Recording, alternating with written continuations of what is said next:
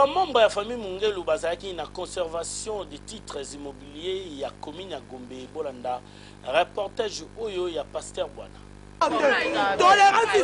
Bandeko babolingo mikolo yo moto ezali kopela mabe entre famille Mungelo pe Monsieur Lokadi likolo ya lopango ya avenue Maluku numéro 113 awa na commune ya Kisasa. Tellement que makambo ezali na tribunal Kotoyo Lokadi alingi ateka lopango na ndenge na ye au moment où famille Mungelo baboyi ke lopango na bango eteka ma parce que ba comprendre que Monsieur Lokadi akosa ki papa na bango. Yango wana tango bayoka ki ke lopango na bango elinga ki koteka malelo mbala moko bayaki awa na conservation des titres immobiliers à Lukunga. Sikoyo boyoka lokolo ya famille pe ya chef de bureau ya conservation des titres immobiliers ya circonscription à Lukunga. Nous avons un dossier au niveau tribunal de grande instance à Gombe.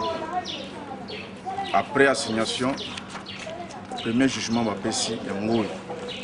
Vous allez se référer pour projeter audience. L'audience est que nous avons moi, c'est le 16 novembre, et on est tous en amont. Il n'y a pas de conservateur, de monnaie, ordonnance et outils.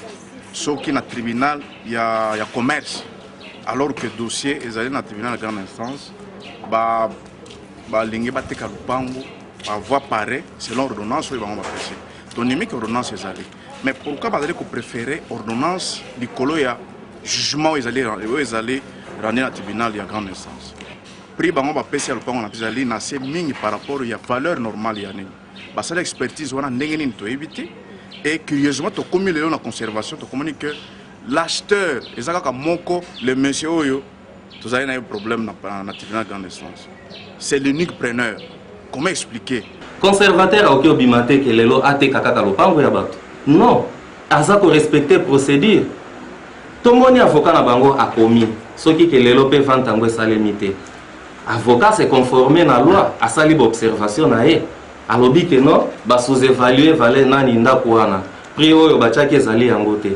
Alors biso tangu loi eza ko autoriser. Ce qui observation salemi bongo.